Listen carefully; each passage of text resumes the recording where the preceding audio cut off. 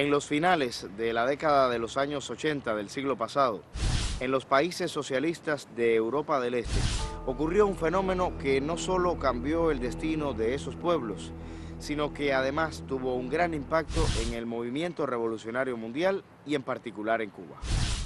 Esos estados llevaron a cabo un proceso de reestructuración de la vida económica, política y social que distaba mucho de la orientación socialista que hasta entonces defendían y postulaban en sus cartas magnas y documentos partidistas y estatales.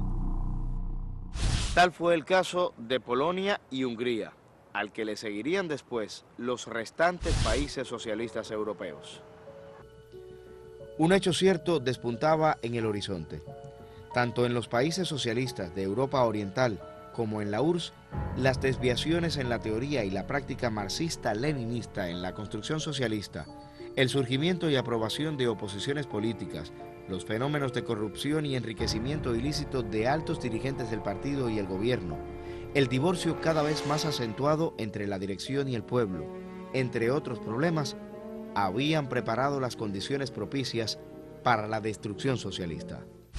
A ello se unía la intensa actividad propagandística de la administración de Bush, en cuyo fundamento teórico descansaba la premisa de que la comunidad socialista y el socialismo estaban en su ocaso, que la comunidad socialista se iba a desintegrar.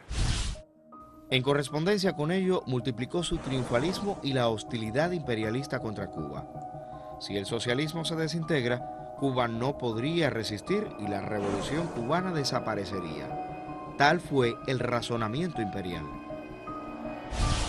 Llamando las cosas por su nombre, como siempre lo ha hecho, el comandante en jefe Fidel Castro, en el acto nacional en conmemoración del 36º aniversario del asalto a los cuarteles Moncada y Carlos Manuel de Céspedes, el 26 de julio de 1989, alertó sobre la posibilidad de una debacle en la comunidad socialista y la responsabilidad que asumía el país en la construcción y defensa del socialismo.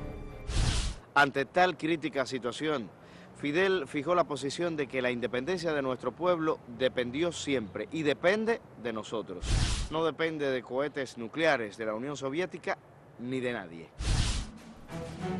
En el concepto de la defensa, explicó el comandante en jefe, hace rato que hemos aprendido a contar solo con nuestras propias fuerzas y ningún país puede confiar a otro su defensa. Un país solo puede confiar su defensa a sí mismo.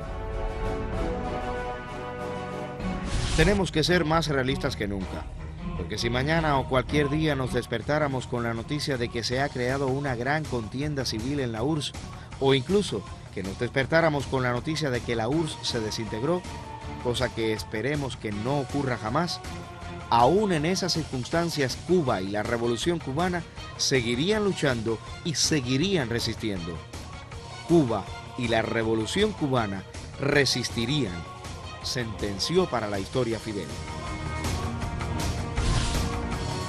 Y así ha sido de modo permanente en estos duros años de periodo especial, dando continuidad a un pensamiento fuertemente arraigado en la conciencia de millones de cubanos, legado de generación en generación. La fuerza y la inteligencia de las masas cohesionadas todo lo pueden, como expresó Raúl el 26 de julio de 1994 en la Isla de la Juventud.